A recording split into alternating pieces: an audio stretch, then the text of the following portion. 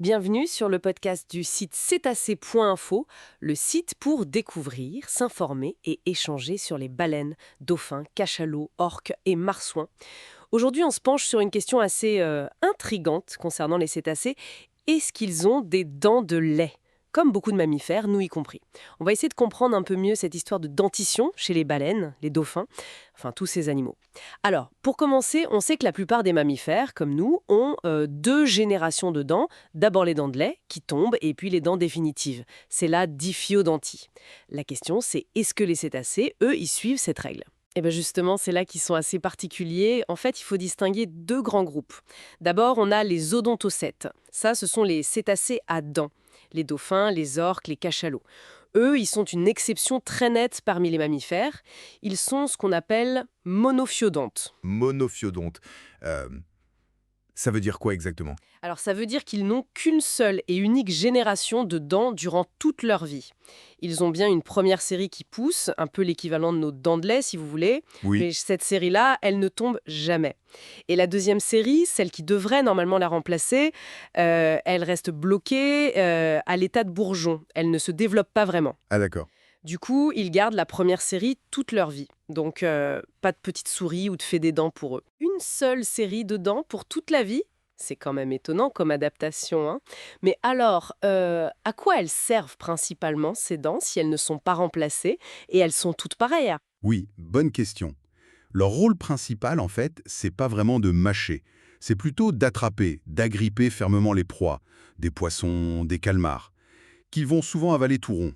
D'accord. Pour ça, leurs dents sont en général homodontes. Ça veut dire qu'elles ont toutes à peu près la même forme, souvent coniques, simples. Bon, après, il y a des exceptions spectaculaires, hein.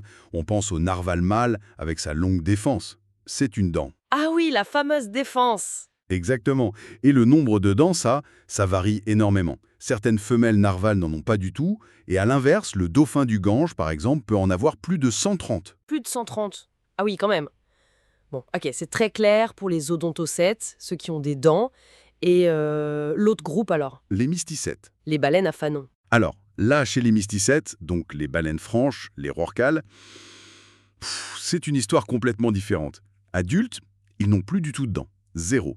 À la place, ils ont leur fameux fanon. Les fanons, oui. Voilà, des grandes lames souples, c'est fait en kératine, la même matière que nos ongles, nos cheveux, et ça leur sert de filtre géant pour capturer d'énormes quantités de petites proies, comme le krill, en filtrant l'eau. D'accord, donc pas de dents du tout chez l'adulte. Pas de dents fonctionnelles, non.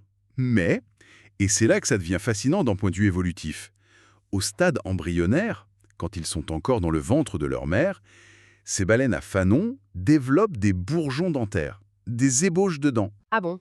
Des vraies ébauches de dents. Oui, mais ces bourgeons ne sortent jamais de la gencive. Ils finissent par se résorber, par disparaître avant la naissance. Et c'est là que les fanons commencent à se développer. C'est une preuve, un vestige en quelque sorte, de leur ancêtre commun avec les odontocètes, qui lui avaient des dents. C'est incroyable ça, donc elles gardent une trace de ce passé denté. Tout à fait. Les fanons, eux, poussent continuellement et s'usent, un peu comme nos ongles. Donc si on essaie de retracer l'histoire, on a un ancêtre commun aux deux groupes qui avaient sans doute deux séries de dents, comme les mammifères terrestres. C'est l'idée, oui. Puis une lignée, les odontocètes, a perdu la capacité de remplacer la première série, ils sont devenus monophiodontes. C'est ça. Et l'autre lignée, les mysticètes, a carrément perdu l'usage des dents à l'âge adulte, les remplaçant par les fanons, même s'il reste cette trace embryonnaire. Exactement. Et tout ça, c'est lié à leur retour à la vie aquatique il y a environ 50 millions d'années et aux adaptations alimentaires qui en ont découlé. Ça replace les choses en perspective. Oui, et c'est intéressant de voir ça dans le contexte plus large des vertébrés. Il y a ceux qui remplacent leurs dents toute leur vie, comme les requins, la polyphiodontie. Il y a la diphiodontie, deux séries, comme la plupart des mammifères, nous inclus. Et puis il y a la monophiodontie, une seule série. Les odontocètes sont donc vraiment une exception notable chez les mammifères. C'est probablement une adaptation clé à la capture de proies dans l'eau, où avoir une dentition fonctionnelle très tôt et en permanence est un avantage. Ok, donc pour résumer très finement, les cétacés à dents, comme les dauphins, gardent leur seule et unique série de dents toute leur vie. Pas de remplacement. C'est ça.